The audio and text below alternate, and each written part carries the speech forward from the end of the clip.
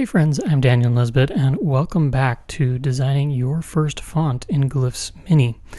In the first episode, we made a good amount of progress going off of the lowercase n and creating a few additional letters from that. By the end of the episode, we were able to create the word minimum.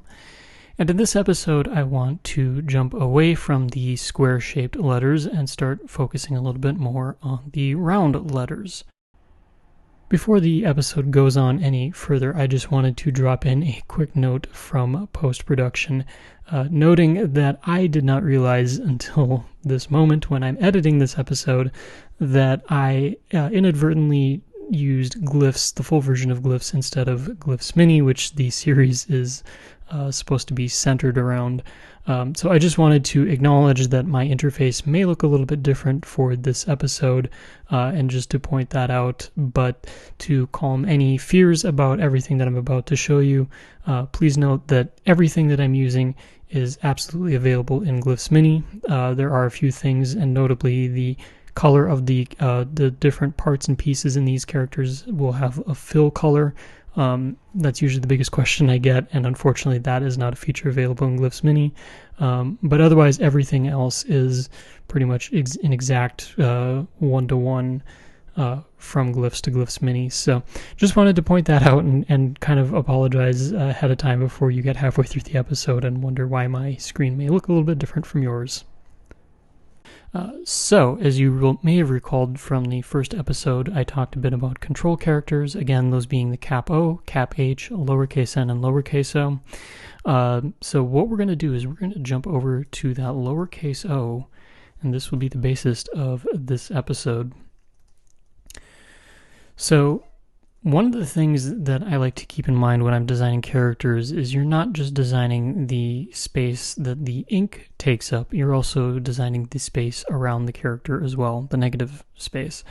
And one of the things that I'm looking at when I'm designing this O here is how do I make it feel like an even character next to the N? Now, there's some obvious things that I would take into account, like the width would be one thing, but the other thing that we're going to take a look at before we jump in is the negative space, how much volume that this space, like within the N here, how does that compare to the O? One way to think about this while you're designing characters, and this isn't always a tried and true rule per se, but just something to keep in mind, is that if this was a drinking glass, we want the same amount of water that would fit in here to approximately fit inside of our O. That's the general idea that I've got. Now, I haven't really done much testing ahead of this episode, so we're going to be kind of learning together as we go. But one of the things that I want to do is just kind of outline kind of some of my thoughts for how this O is going to shape up. So the first thing, because this is a first font, I'm going to keep it a little bit simple. We're not going to go for a fully round shape. I'm going to keep the sides just a little bit short here. I'm doing that because I'm also thinking ahead to the spacing and kerning portion, which we'll get to at some point in the series. But for now, just having a little bit of that straight edge there actually makes it just a little bit easier in most instances to get a desirable spacing string. So we're going to use the two vertical stems from the end to get us started. The other thing that I'm going to do is I'm going to use my coarse grid here and move it over by one set of units there, one coarse unit. So this is a little bit wider. My thought with this is that by doing that, because I'm going to have some round shapes here on the top and the bottom, unlike the end where like the bottom is open here and this ending really isn't round, back to that drinking glass analogy, that we're going to kind of lose some space inside to that curve. So I'm hoping by widening out the character just a tiny bit that we can kind of get that same volume that I was talking about a little bit earlier. And then the last thing I'm going to do, because we need to make space for that curve, is I'm just going to take the top and bottom of these strokes and I'm just going to move them down by 4 coarse units from the baseline and the X height, just to give us a little bit of space to work here. And then the last thing to mention is that I'm not going to worry about the overshoot right away here. My reason for doing that is By not worrying about that right now, I don't have to worry about the 3 smaller grid units there that takes up. I can just kind of stick with this main grid here. When I'm happy with the curve that I've got here, because these 2 sides are pretty straight, I can just go ahead, select the entire curve, and then bump it up into the overshoot area. So with all that out of the way, let's draw a character. And just like before, all I'm going to do is I'm just going to plot out a few points on my screen. We're going to keep kind of to that 2 coarse grid unit there for my widths, so everything stays nice and tidy as we work. Now because I have a 7 unit grid here, I'm not going to get these 2 points at the top exactly center, and that's just something that I guess you'd call it a limitation of what we're working with here. For now, I'm going to be okay with that because there's really nothing else I can do about it. We're just going to do the best we can kind of with what we've got here. The other thing that I'm going to do, just a little bit of a trick here, so we could go and we could manually pull these points, but I'm kind of feeling like a shortcut might be a little bit handier. So what I'm going to do is I'm actually just going to go ahead and double click on these 2 points here. And what this does is rather than each handle kind of behaving separately of the opposite one from the same point, now when I click and drag on these, they actually move in unison together. So this is a lot like probably what you're familiar with in an application like Illustrator. And then for the sides here, we're not going to double click. We're just going to go ahead and we're just going to straighten these up so that these 2 handles are vertical. And there we go. So we've got a little bit of a shape going on here. And so I'm just going to start going and moving some points around. The first thing that I'm doing here that you notice is I'm dragging these 2 points down. This is kind of similar to what I did here, although this looks like it's not as extreme. So I could go through, maybe just mimic kind of that same angle there. That could kind of work. But the other thing that I'm going to do is we're just going to go and we're going to start figuring out what this curve is going to look like. And I'm just kind of eyeballing this right now, truth be told. There's not a major rhyme or reason to what I'm doing. But ultimately what I want to do is I do want to get a curve that kind of mimics this shape here. If this helps for some, sometimes this helps for me, is sometimes I'll bring in a shape like the N as a component. I'm not going to decompose this or anything like that, but sometimes it might kind of help just to maybe trace over a spot if you want to ensure that you're getting a curve that you want or something like that. I think I'm just going to go by eye though for this. And what I'm noticing is that this needs to get quite a bit rounder. So we'll go with maybe something like that. As I'm playing around with this, I could nudge these points around, but one thing that I do like in Glyphs that is kind of fun to play with, and I think it's worth pointing out, is this Fit Curve tool. And if you just kind of want a quick way to kind of get things sorted, basically what this is you can set kind of a minimum and a maximum curve. So the higher this number, the more squared your corner is going to be, and it's still going to be a little bit rounded in most cases, but it'll be pretty square. The lower that number gets, the more pointier that your curve is going to be. So by default, I have 55 and 75% here, and if you can see on your screen, there's a few, I guess, little hash marks or something like that. So Glyphs is kind of pointing out to me that my curves right now, if I was to use this, that I'm kind of somewhere in this range with my curve. So if I just click on that point in the middle of all these hash marks here, roughly, that's what it's trying to calculate for me, and that actually looks a bit too square for my taste. But what we can do is we can kind of use this to maybe kind of play around a little bit and figure out if there's a nice, I guess, pleasing curve. I could go back again, like I said before, bring in that N, and just determine maybe, you know, is this working? Is this not? Does this need to get a little bit more square? But I kind of like this feature because it allows me to very quickly figure out, is something working? Is it not? And I don't think this is too terrible. But something that I am looking at here too is kind of the line weight as well. So for some reason my eye is feeling like this is a little bit heavy kind of in there, especially on this side. One thing I can do is I could maybe just go and make that curve a little bit squarer. Maybe this one on the outside, we kind of back that off a little bit so we kind of get more of an even shape there. Some other things, maybe I just kind of drop these lines down on the side. But basically what I'm doing is I'm just trying to keep a nice even color around there. The other thing that I can take a look at as well, if I just bring the end back here, is that the end technically isn't one uniform weight. We do have a little bit of a taper towards the top here. So one other thing that I could do is I could take all of these points here and maybe I just nudge that up a couple of units.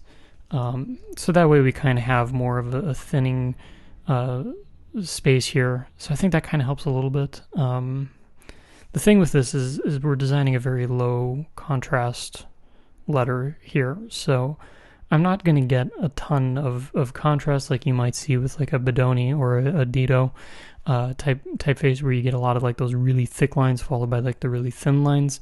We're getting something that's kind of uniform here. But it's just a little bit of visual trickery because our vertical lines are gonna feel a little bit thicker, and the horizontal lines you kind of thin them up a little bit so that visually it looks even, but really all it is just some trickery that we're pulling. So honestly, I'm not too bothered by where this is at. What I'm going to do is we're effectively just going to make this a half of an O, an upper and a lower half. And then all I'm going to do is just kind of drag all of this together here. We can go through and take these two pieces and get those merged together. And then just for the sake of height, I'm just going to make everything kind of even like this, so we kind of have an idea of what's going on there.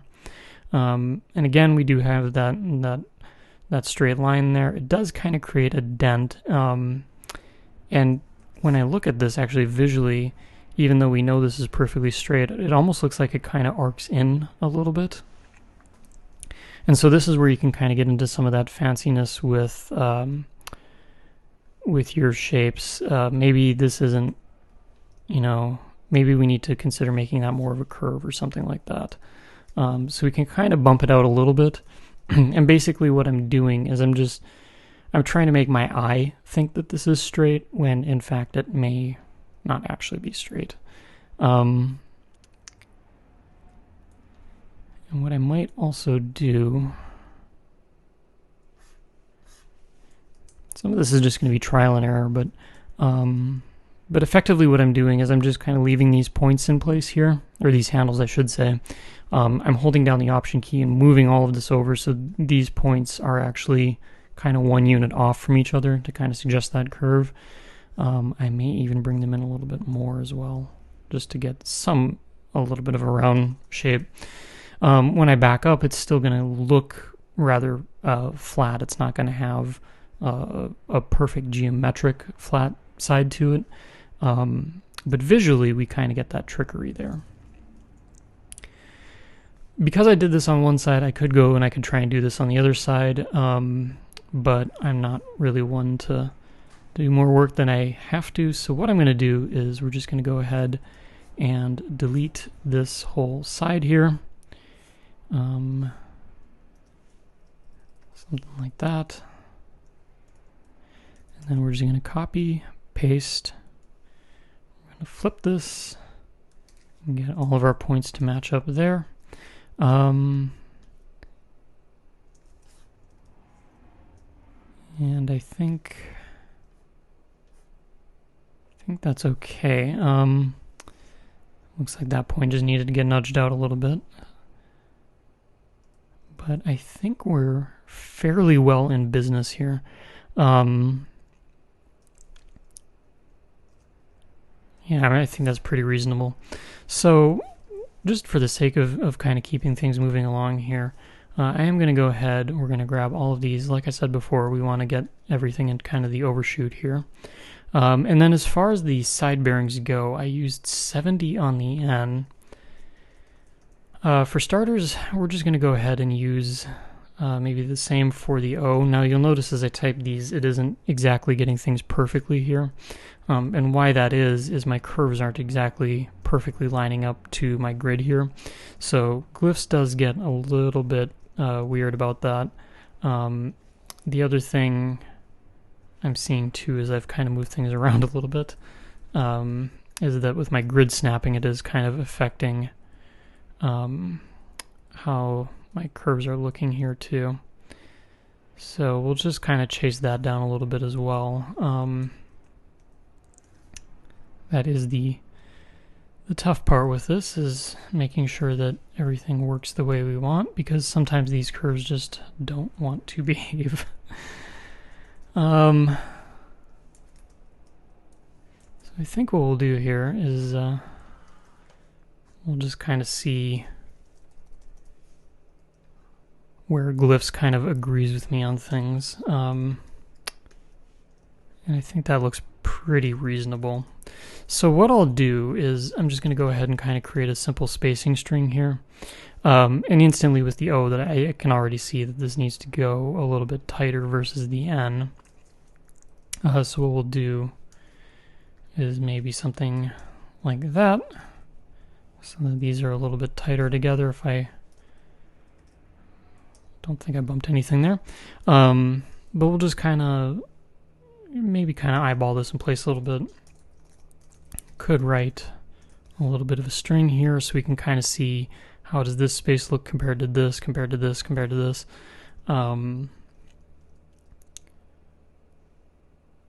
Which I don't think that's too terrible. Again, I could play with this a bit more. This is one of those things where I'm trying to balance somewhat of a short episode versus I could literally spend 30 minutes probably going back and forth on the spacing here. But like I said, I do want to kind of keep things moving along with this. So for now, we'll call that pretty decent. As far as the width goes, I'm actually inclined to maybe make this a little bit narrower. And I don't know if it really needs to go by much, but it's kind of back to what I was talking about, that the O is going to be a little bit wider than the N, just because we want kind of that drinking glass analogy going on. And it's one of those things where sometimes it really just doesn't need to be much to be effective. So the O definitely does break our grid a little bit here. But I also think we're getting something serviceable here as well. So I would say that's pretty decent. I don't know if there's really any other words that I can think of right now. I mean, I could write maybe onion, or minion. But it looks like it's kind of getting along with everything. It doesn't look like it's fighting it too much. So yeah, let's call this one good to go. So once I have an O, one of the next letters I like to take a look at is the P. And for this, we're actually going to take also a little bit of the N to make the P work. So what we're going to do is we're going to just steal the N to start. We'll get that descender in place here. I'm going to leave this line in for now, but what I'm going to do is we're going to copy and paste the top of this here. We'll get this down kind of into that overshoot area. Now, rather than just dragging this straight down, I'll just do this so you can kind of see where we're going here. That kind of creates a flat shape, and obviously we've got a bit of a curve here going on that I'd like to capture here as well. If we kind of bisect this P in half, I like how things are kind of exiting and entering the stem here. I think that looks pretty good. Visually, maybe I drop a little bit more weight on the bottom here because our eye kind of lightens things up as we go a little bit further down. I also know naturally with a calligraphy pen that usually these bottom strokes are a little bit heavier there. And it's worth noting as you're getting into type design that studying things like calligraphy can be helpful because a lot of that informs a lot of these letter shapes that we're making. But not to digress too much, what I'm going to do, back to our task at hand here, is I'm just going to go ahead and I'm actually going to select all of these points on the right half of my P, and I'm just going to cut everything. And I really don't have any plan on bringing those back, because what I'm going to do is grab the this half of my O here, go back to the P. Let's try this again. Actually, we'll just double click it because I don't want to get any of the left half there. So there we go. And then what we'll do is I'm just going to cut that to open these paths up. And we'll just go ahead and we'll take all these points, we'll bring them in so that everything starts to connect. And grab this point here and this point here. And I'm just going to hold down my Option key and drag that in so everything gets connected. Now with these 2 points, probably maybe bring these back a little bit more so that the handles are even on both sides. But there you go, you can kind of see we're getting a shape that is a little bit more reminiscent on one half of the N with how it interacts with this vertical stroke, but then on the other side we kind of get that light curve that the O gives us. So I'd say something like that looks pretty decent. But you can kind of see, just, we took two letters, and this is the fun of designing type, is what can you rip off from your other characters to make a new letter, and that's what builds that consistency and familiarity that you get with your letter design. So once we have all this set up, we could go through, and I think for your first font, to keep things a little bit on the easier side of things, I don't think there's really much shame in reusing your B or your P for your B, D, and Q. I'll leave this with the caveat that there are little differences and changes that you would make from one letter to the next, so that each character kind of has a little bit of its own sense of identity. But if you're just getting started, I don't think it's really the end of the world if you decide to just do something like this. Because really what I'm after here and what I'm hoping you get out of this is just by creating one character like this, you can kind of rotate it around and you get already a nice set of characters here that you can work with. And if you wanted to go back, you wanted to adjust these, you could down the road. But they're also similar enough that that you really, especially for something basic like this, I don't think you really have to do a ton. So it's a little bit of kind of that instant win thing. You get kind of those quick victories as you go through this. And type design can be a long process, so it's good to have a few of those as you go.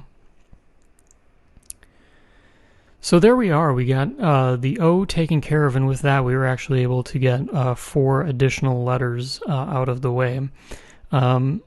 And, already we're making some good progress with this. One last one I suppose I could leave us with, because it's always fun to do a little bit of a bonus character. For the lowercase g. Now, I'm not going to really go and do a double story G. That gets a little bit fancy. And if you're doing something like this, you probably, maybe we're leaving the fancy for a little bit later. So what I'm going to do is we're just going to go ahead and let's play with that lowercase g and do something, just a single story, something basic, and we're going to work off the Q, as you can see. So I was kind of getting ahead of everything here a little bit.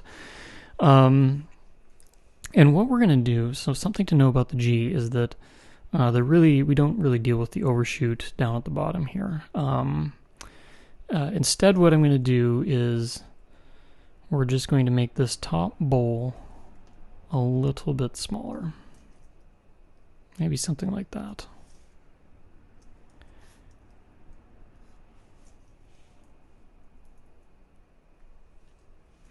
And again, I'm just kind of keeping everything even from top to bottom here. But effectively, I just want to open up a little bit more space down here. And then the reason that I'm bringing up this character is because you're going to notice something very similar from how we did the O at the top of the episode, which is basically just create some points. And I'm going to go ahead and just create that off the start here. But again, you're kind of seeing some of these things just start to repeat themselves. So double click these 2 points because those will be even on one side or the other. They'll both be a curve. We'll get these points pulled out here. And then, yeah, effectively it's just kind of pulling these where we want them to go. And again, we kind of had a little bit of that angle there to account for the curve. Because I'm not really dealing with the overshoot here, even though I probably should a little bit. But maybe I would kind of bring that down a little bit. Now for this, we're going to kind of have to do a little bit of work here. So to start, what I'm going to do is we're just going to go and we're going to maybe make this curve a little bit more pleasing. So we'll just kind of start with what's easiest here. And again, this is one of those things too, if you want to bring in something like the O, and just kind of figure out maybe where that curve resides. Maybe it's something like that, but you can kind of see there's a point here that kind of sticks out to one side.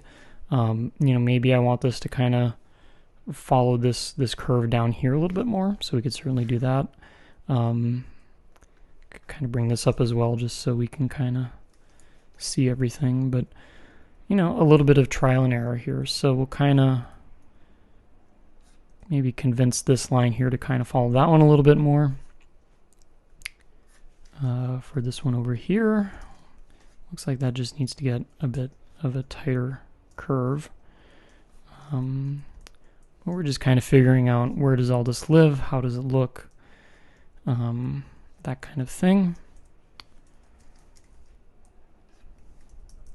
And a lot of this is just nudging around, but really all I'm doing is I'm just trying to create some consistency. So if I remove that O, I think it does have a nice curve to it, but we do have kind of, it looks a little bit bumpy too at the same time. So, maybe I just kind of go back now that I've got that curve in place, just kind of smooth that out a little bit. Maybe we bring some of these handles down a little bit more. Or maybe they go back. Again, some of this is just going to be trial and error too. But it's all in the name of just kind of getting something smooth. And I do find that it can be challenging too to get a curve like this to be as smooth as you want. You could go through, this is one of those places where I know, people like to ask, is speed punk appropriate for something like this? Or I think harmony is a new one now. You could go through, you could play around with something like that. Maybe that helps you figure out where you want some of this to be and how you want it to look. Personally, though, I'm just kind of trusting my eye, if I'm honest.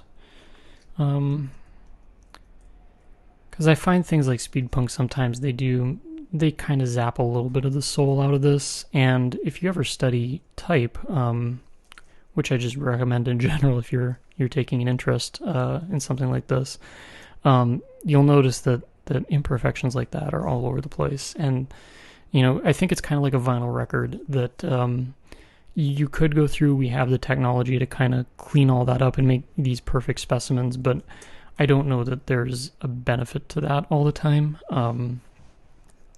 There's something about that warmth, that imperfection, the different things that are kind of going on behind the scenes that don't make it perfect, that I think even make it fun. So it's just a little tidbit. You can do what you want with your typeface, but I think something like that just adds a bit of character to it, and kind of makes it your own and makes it unique.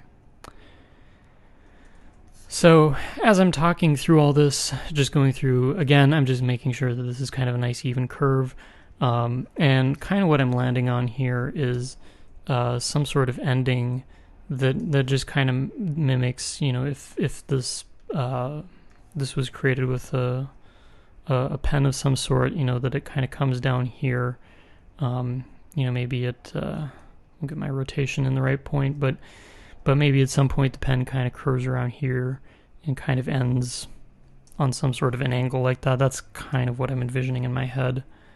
And then just determining, how do I make that kind of a smooth and clean ending there. And then the other thing that I'm going to do is just to kind of put a wrap on this G, is we'll just get that bumped back down to my line down here. I'm not really going to worry about an overshoot because I don't know that that it's maybe necessary. Maybe you could make the argument for it, but I just don't know if it's really something that I want to deal with. But yeah, looking at something like that, I think that looks pretty decent. I noticed too that my spacing string here is kind of being a little bit goofy. Again, that's just kind of something with my grid. Getting back to that it does kind of crop up in a few different places where it wants to be a little bit of a pain. But yeah, I think I can't write. Maybe dimming. I guess that's kind of a word I can think of off the top of my head. But or doing. We can kind of incorporate some of the letters that we've used today or created today. So we're getting kind of a decent look going on with this. I'm pretty pleased with where this is going. Maybe I do kind of go back and reevaluate some of these.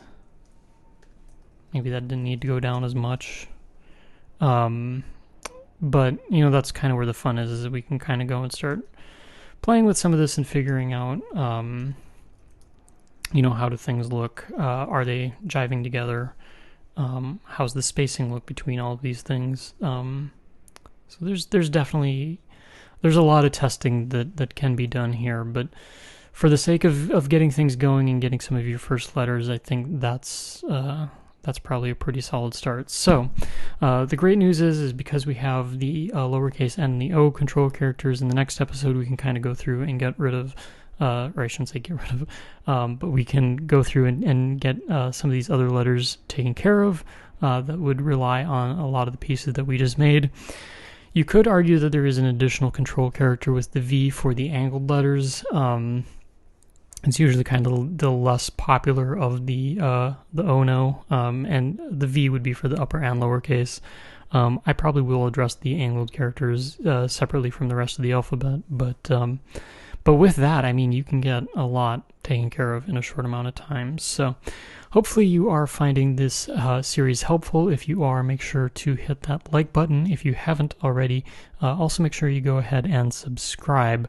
And last but not least, if you have any thoughts, comments, any input on how this is shaping up, the comment section is always open. I'm always looking forward to reading what everyone has to say and kind of maybe what you would do differently. Is there something that you found an approach that works or a method to this process?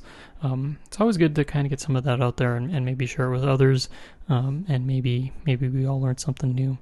So as always, thanks for watching, and we'll catch you in the next episode.